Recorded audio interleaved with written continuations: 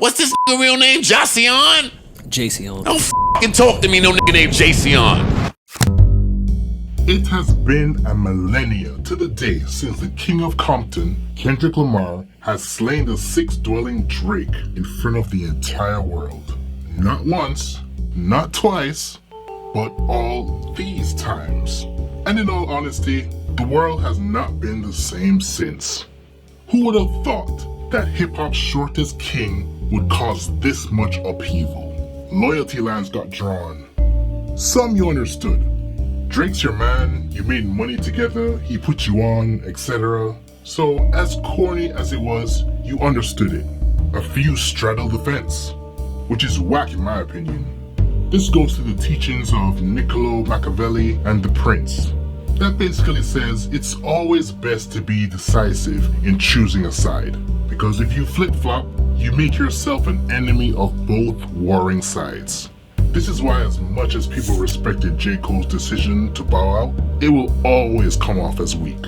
And I'm pretty sure Drake has changed J. Cole's name in his phone directory to something very sassy. But there is one other personality type that this beef has revealed.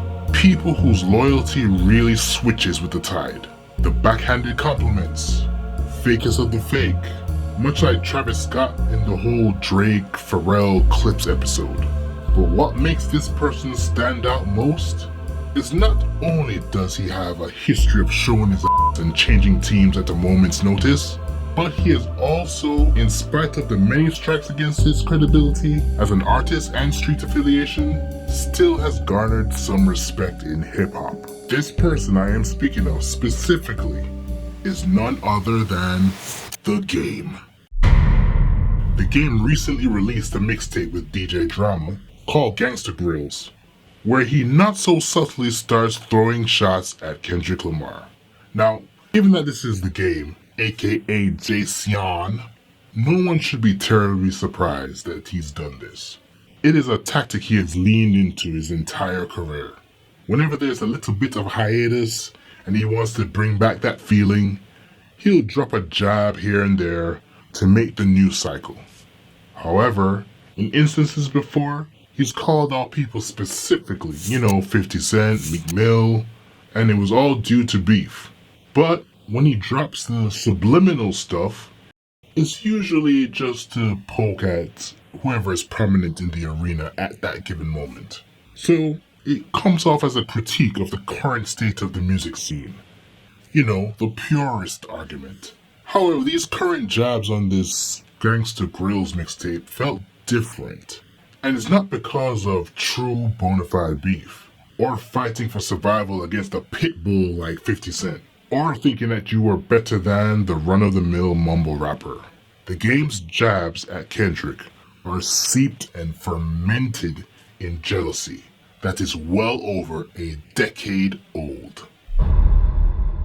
In every milestone that you have in your life, be it something to celebrate, to mourn or be pensive about, there's one thing you must observe and come to terms with.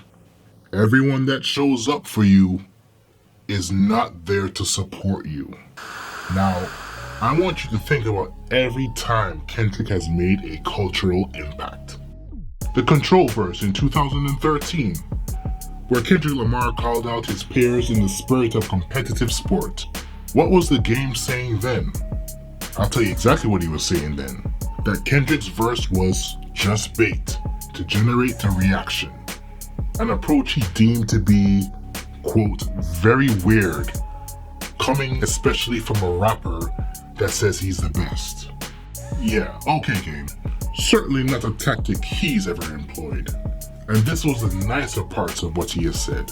The Game has also went on to say Kendrick's verse on Control was whack and super overhyped.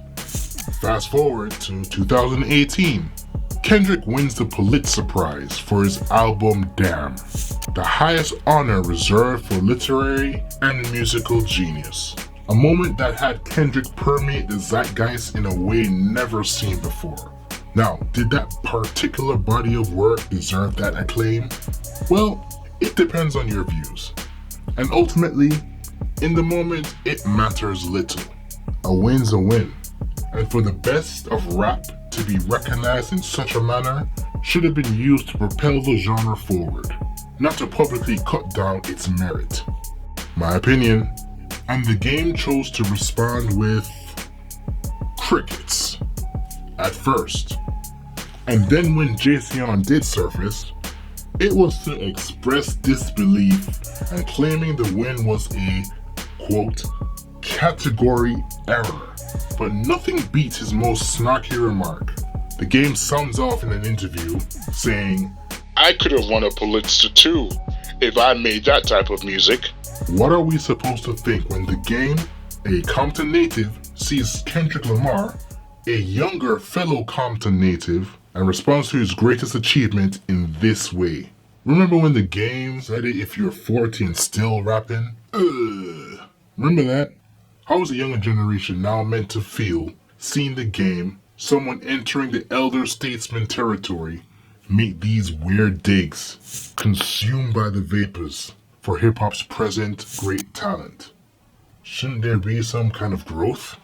And we can't forget his absence from the pop-out show, which proved to be one of the most West Coast unifying spectacles that came out of Kendrick's victory lap, post the beef.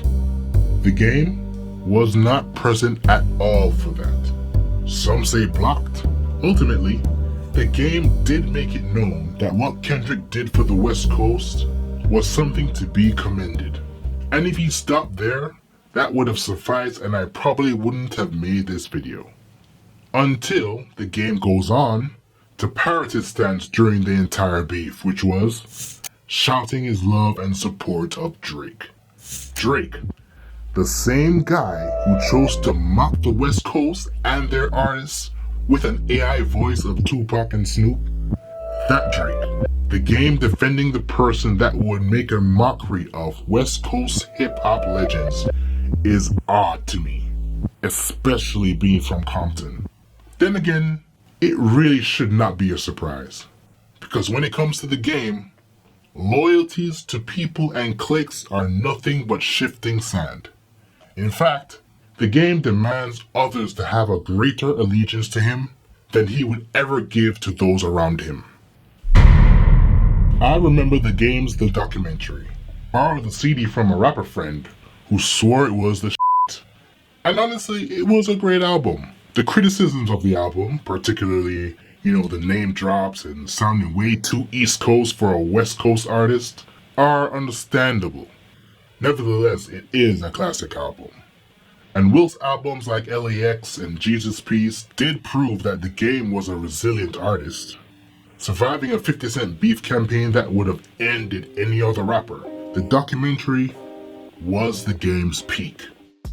And I remember particularly the buzz around his name at the time was that he was essentially the resurrection of West Coast rap since Tupac.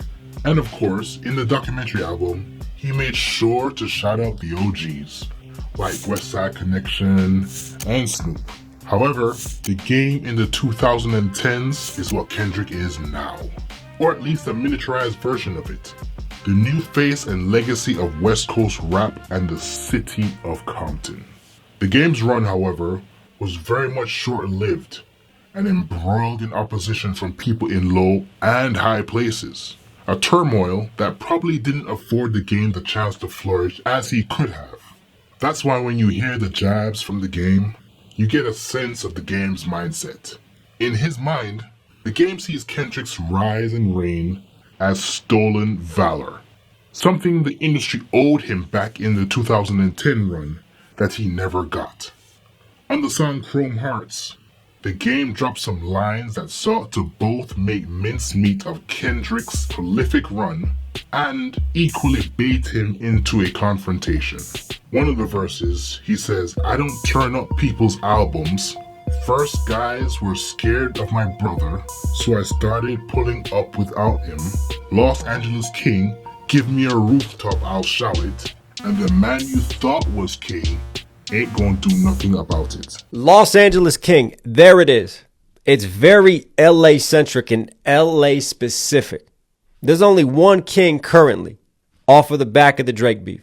off of the success of GNX, off of the Arena worldwide tour.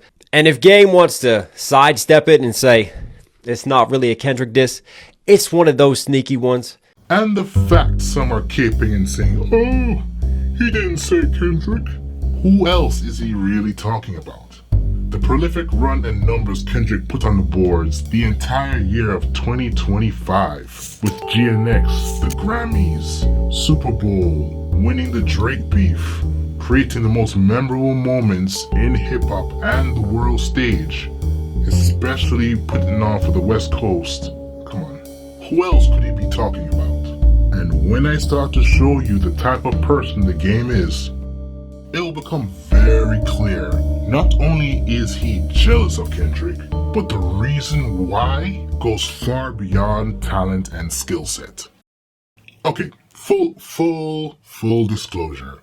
I'm not gonna lie. I was pro Game during the whole GU Not era. GU Not. I started this It's me. I'm here, man, hanging out with the hood doing what I do. You know what it is? GU Not. He's a a homo. Just keep with me because he want me to stick my dick in his mouth. But I ain't gonna do it. I ain't gonna do it because you a Let Lloyd Banks stick his dick in your mouth. Let Yayo stick his dick in your mouth. You stick your dick in Buck's mouth since y'all And it was mainly because I wasn't such a big fan of G-Unit. It felt too put together, like a boy band. And I loved rap beef. And I was a die-hard Nas fan. However, as petty as 50 was, you ended up liking him solely for the fact that he seemed to fiercely stand 10 toes down when it came to defending his position and holding his stance. The Game, however, was not one to shy away from taking certain liberties with the truth. Two polar opposites. That relationship was doomed from the start. And now looking back, I understand 50's frustration. Initially, the average onlooker may have had the idea that 50 wanted his whole camp to beef with whoever he was beefing with. Ja Rule, Murder Inc., Fat Joe and the Terror Squad, Jadakiss, Styles P, Nas. So when the Game came out and said, I don't really have a problem with these dudes, well, except for Ja Rule, and refused to inherit the beef, I thought it was commendable at the time. But hindsight is a bitch.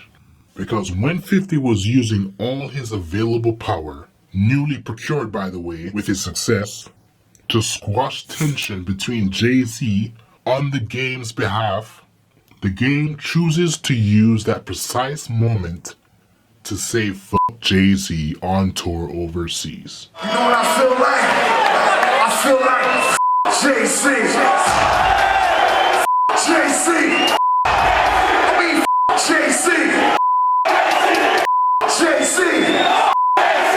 Old ass. Old ass. You old ass. I mean old ass chicken. 50 was writing certified hits and giving them away to help the documentary be the success it was. And when the camp was under threat by East Coast supporters of Ja Rule, the Game uses that time to show no allegiance.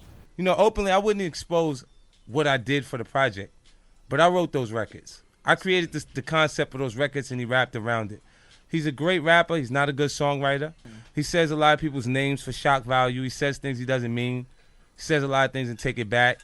You know, he had issues with Joe Buttons. Then he runs into him in a club, and they're taking pictures. He had issues with Memphis Bleak. Then he ran into Memphis Bleak. In Miami, it was no problem. See, I'm not a fake person. I'm going to tell you exactly what it is. You see what I'm saying? And for me, it's incredible that he would come back and forget how much work, how much I've done for him. Feels nasty, doesn't it? I'd have respected it if the Game just kept quiet. Or said 50 could handle his own beefs on his own. But saying something like he was loyal to the squad. Something. But nope. I would say the Game only has allegiance to himself, but that would discount the many times his own actions has affected his pockets and his standing in hip-hop. By now, you can tell that the Game is good at a few things. Good rapping ability, punching people, dropping names, And above all else, lying his ass off. And in the age of interviews and podcast equipment being allowed to be procured by just anyone, Jayceon's bullshit meter has never been higher. You know that kid that used to just lie about the simplest things? Things that are instantaneously proven to be untrue, but they lean into the lie anyway? That's the game. I mean, think about all the lies he's told ever since entering the stratosphere, especially the ones fueled by liquor. He's met Tupac. He has nothing against Jay-Z. Then this is Jay-Z for his entire career. Would never challenge the best like Eminem to a battle. Then says he's better than Eminem, and decides to release a diss track that nobody remembers. It's almost enough times to forget that he has covered his butterfly tattoo with an LA logo and star. I'm gonna say it. The game may have been the first one to try and pimp a butterfly. Oh, don't come for me. Just had to get it out of my system. I'm good now. I'm good. Promise. I've been knowing Kendrick since he was, first starting off in hip hop. I took him around the world with me, man, on my tour. It's really dope to see hard work pay off. Somebody that I helped, shape and mold. I remember when I told K-Dot that K-Dot wasn't gonna work and that he should just change his name to Kendrick. And he did that, and next thing you know, it's aftermath and people are checking. Bitches are like, Kendrick. Why the name switch? I just felt like, the artist that I wanted to be was somebody that, that people can actually feel and relate to. The best artists in the world is people that, actually gravitate toward their story. I woke up one morning, I said, the best thing I can do is start giving these people me is, giving them my name and what my moms call me rather than what the homies call me. That's real. K-Dot. Homies call me that. That's when I grew up in the neighborhood in Compton. My mom's called me Kendrick, straight up, Kendrick Lamar.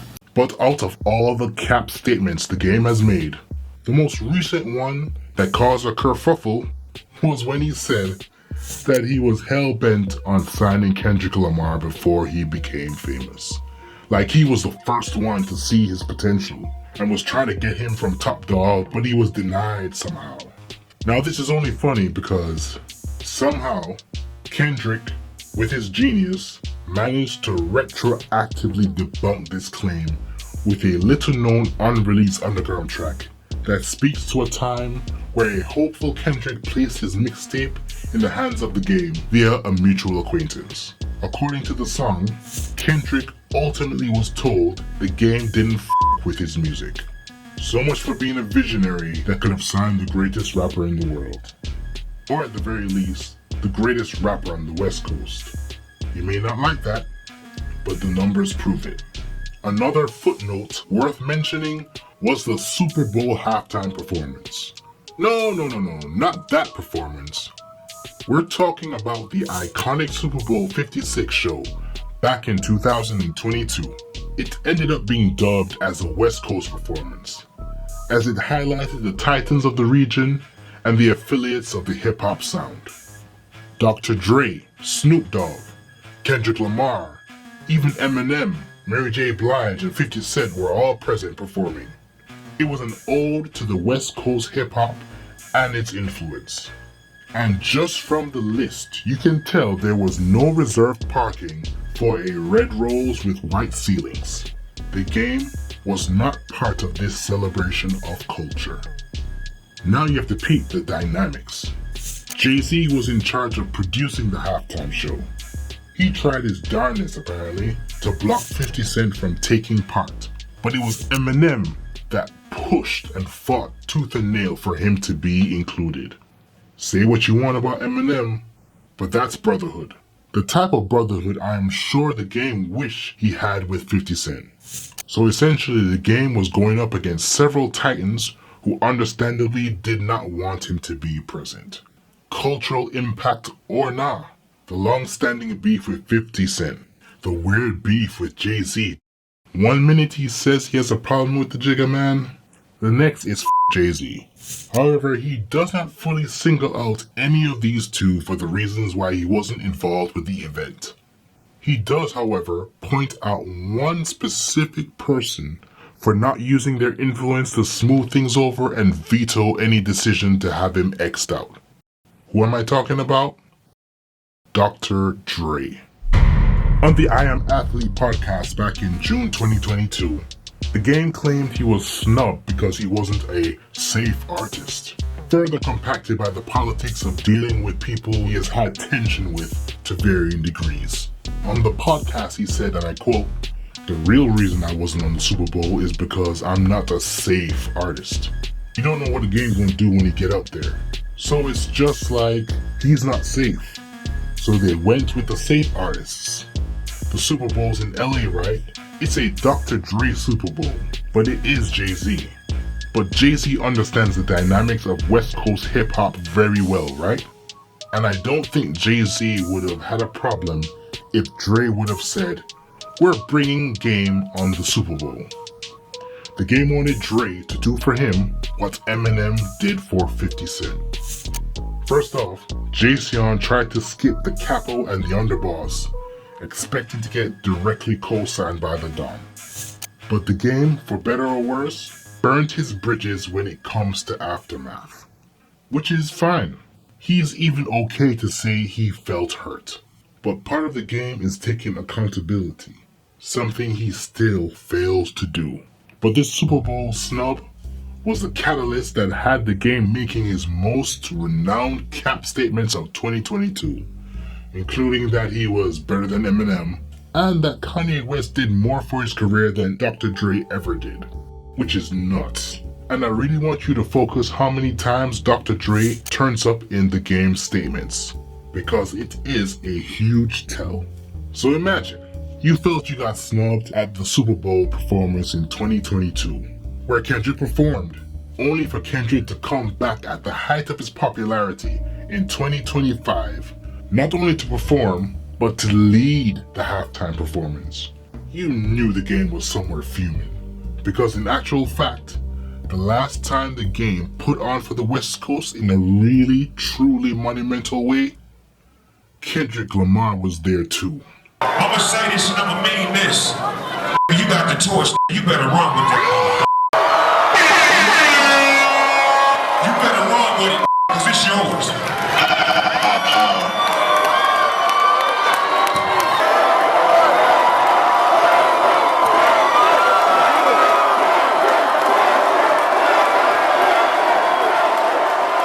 A heartfelt moment for any artist about to be put on is when you witness a real-life passing of the torch. It's almost ceremonial. We saw it with Kanye and his prolific rise as the newly crowned member of Rockefeller. And you certainly felt it here.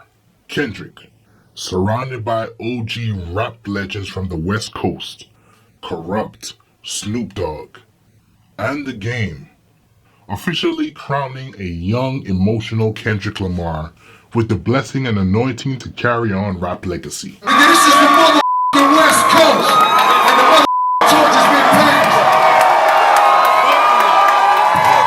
Ain't no motherfucking hating Dr. Dre blood. He passed it to Snoop. Snoop passed it to Kane. You know, Pop resting in peace, so it's easy. Motherfucking J-Rock doing his thing, glasses, Nipsey. I hate when say that the West Coast ain't popping. We the West. This right here, this is my motherfucking. And a decade plus later, hate it or love it, Kendrick has pushed the limits of what success looks like, proving his cosign was well placed. But one has to wonder what the Game's mind state was at this time. There was a lot of buzz around the Game during his come up. But was there ever a canon moment where the West Coast fully embraced him? I don't think so. And this is part of where his jealousy stems from. 50 Cent said that the Game was a good rapper, but not a good songwriter. Kendrick has proven he can blend both to create not just dope raps, but soundscapes that define generations and art. I think the Game sees this and knows in his heart of hearts that he can't himself achieve this. So every time Kendrick's name pops up, he can't help but express the bile collecting in his heart. Even when he tries to sound supportive or admiringly, the sentiment is often swiftly followed by a sideways comment. Some say, no, I say, it's due to a deep-seated jealousy. A young rapper with a clean image, but could still throw down the set, is allowed to go further than the guy who's a hothead that ignored 50 Cent's advice, turned coat on people that helped him rise to notoriety, and end up having to forge his career by his lonesome. Which leads me to that rule of power. Do not isolate yourself. Isolation immediately puts a ceiling on your growth and reach. So yes, jealousy is a part of the game's issues. But it is not so much the talent and the avenues open to Kendrick that the game is annoyed with. It is, however, who Jayceon feels has been the one to afford Kendrick all of these opportunities and limelight. A mutual someone from his past that he felt should have been his big bro and fought for him to perform at the Super Bowl in 2022. Or be more of a big help to his career than Kanye West. Or be present for him like he was for Kendrick at the Pop-Out show. Dr. Dre. That is who Jayceon really has an issue with. Kendrick, for the most part, just triggers it. I think he sees his missed opportunity and unfulfilled potential embodied in Kendrick. The game sees that all these years later, Kendrick can still reach out to a Dre with enough pull to have an aging producer dust off his mic to try and look natural on stage after years of not performing. Meanwhile, I doubt the game can even reach out for a soundbite for an album skit. Not from Dre, or 50, or Eminem, or anyone from the West Coast save for maybe Snoop? I don't know. He's jealous of the camaraderie and the talent and the empire that lies at the golden child's feet. A camaraderie that the game himself does not know how to uphold. Why? Because, unlike 50, the game keeps breaking one of the greatest laws of power. Don't outshine the master. More importantly, don't regale yourself higher than those that helped you. The game has a problem with Kendrick. It urges him to be conjured up with every new cycle where Kendrick's name is mentioned. A Grammy, every time Kendrick opens his mouth, the game comes out of hiding.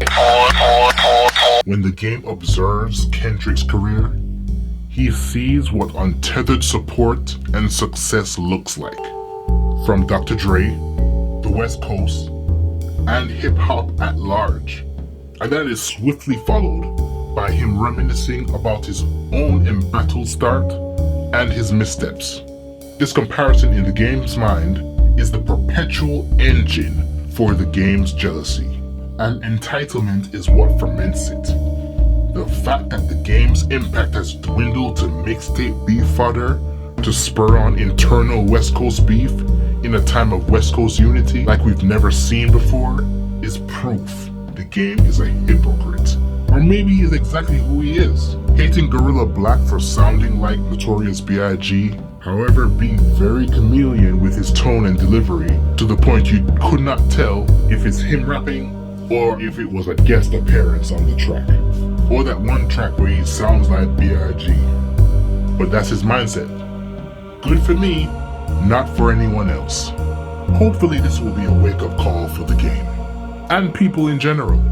A lot of us have a game in our camp of friends. They're silent when you're successful, but the first ones to say something when you fail. Or maybe the exact opposite. Every success brings a side comment of, must be nice. Weed them out. Slowly at first, so their roots don't break off in your soil.